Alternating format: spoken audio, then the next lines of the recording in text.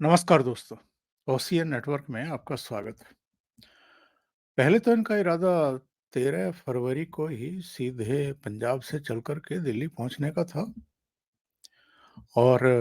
इरादे, मंसूबे और प्लानिंग तो बहुत ऊंचे स्तर की बनाई थी। ये सोचा था कि इस बार जो ट्रैक्टर लेकर के जा रहे हैं, जिनको एक तरीके से टैंक सा बना दिया था इन्होंने, पूरे सुरक्षा कवच वगैरह और ऐसी-ऐसी चीज़ें लेकर के चले थे, पोकलैन मशीनें, जेसीबी, दूसरे तमाम साज़ो-सामान कि जैसे जाएँगे, दिल्ली पर कब्ज़ा करेंगे और प्रधानमंत्री से लेकर के उनकी सरकार के तमाम बड़े मंत्रियों को घुटने टेकने पर मजबूर कर देंगे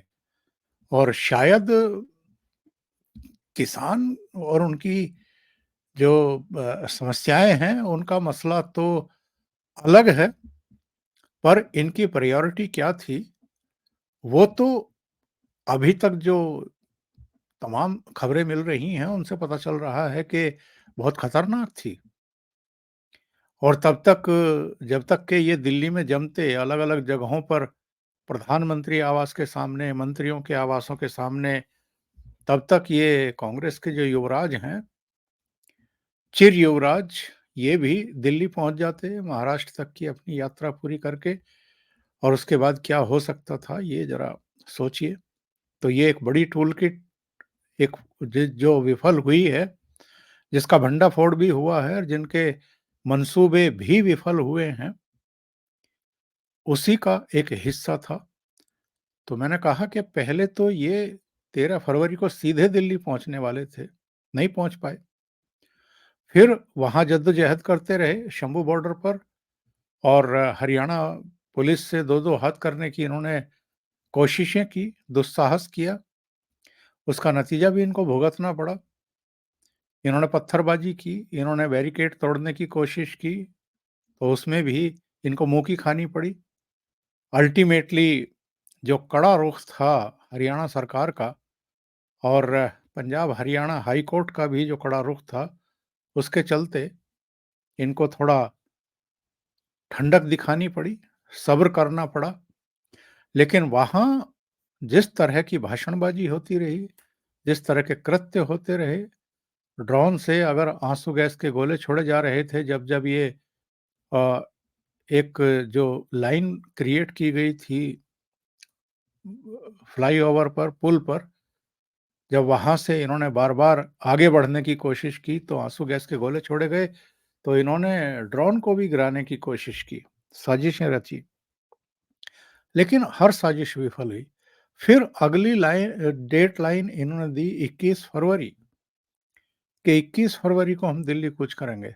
और उस दिन खनौरी बॉर्डर बॉर्डर पर इन्होंने क्या किया, पराली में आग लगाई, मिर्चें झोंक दी, जो सुरक्षाकर्मी थे, उन पर गंडासों से हमले किए, 1 दर्जन के आसपास पुलिस अधिकारी और कर्मचारी को घायल कर दिया। उस दिन भी बहुत सख्ती दिखाई हरियाणा पुलिस ने, हरियाणा सरकार ने, इनको पीछे हटने के लिए बाध्य कर दिया गया और इनके कुछ लोगों को हिरासत में भी लिया गया। इसके बाद जो नई तारीख आई थी इनकी, वो 29 फरवरी थी कि 29 फरवरी को हम दिल्ली कूच की अगली तारीख बताएँगे। लेकिन कल 29 फरवरी भी निकल गई और 29 फरवरी को हाँ, एक बात ज़रूर हुई कि जो शुभकरण सिंह भटिंडा जिले के बल्लो गाँव के मारे गए 21 साल के नौजवान,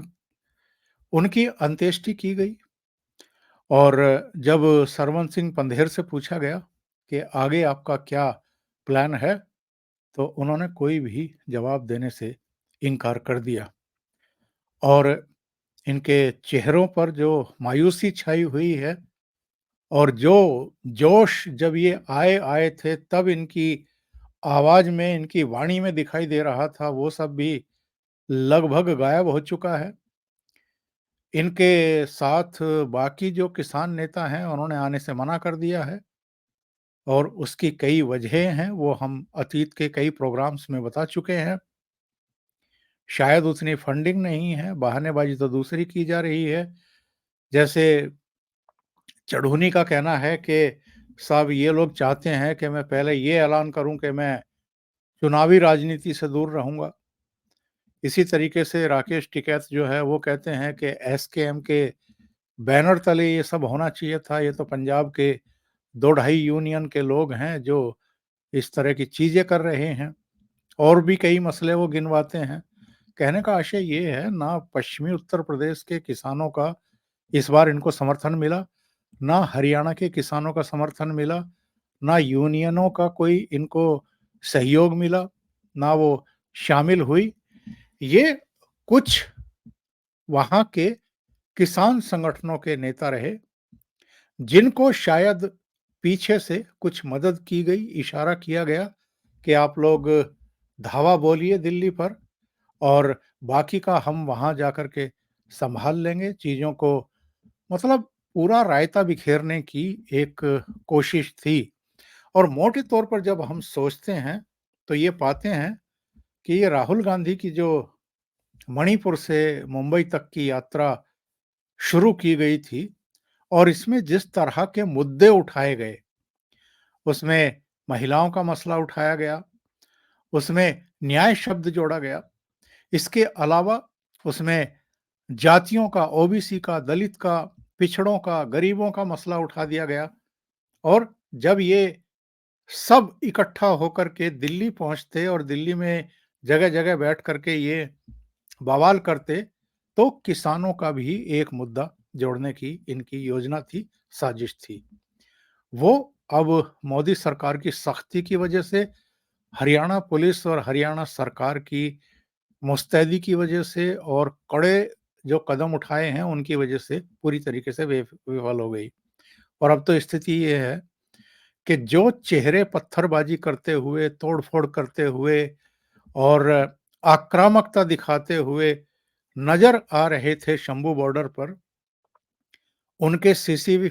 टीवी फुटेज जो हैं और जो कहना चाहिए कि बहुत अत्याधुनिक कैमरों के द्वारा जो हरियाणा सरकार ने, हरियाणा पुलिस ने, खुफिया एजेंसियों ने उनको कैप्चर किया है, उसकी वजह से अब ऐसे तोड़-फोड़ करने वाले, पत्थरबाजी करने वाले और वहाँ अराजकता का माहौल पैदा करने वालों की मुसीबतें बढ़ने जा रही हैं। हरियाणा पुलिस की तरफ से सामने आए प्रेस कॉन्फ्रेंस करने के लिए जोगिंदर शर्मा, वो जोगिंदर शर्मा जिन्होंने विश्व कप में आखिरी गेंद पर पासा पलट दिया था और पाकिस्तान को भारतीय टीम परास्त करके विश्व चैंपियन बनी थी, वर्ल्ड कप हाथों में उठाया था टी20 का। धोनी की टीम में वो थे और आजकल वो वहाँ डीएसपी है। तो उनकी प्रेस कॉन्फ्रेंस हुई और प्रेस कॉन्फ्रेंस में उन्होंने क्या-क्या कहा है, ज़रा ये भी सुन लेते हैं, तो पता लगेगा कि एक्चुअल में भारत सरकार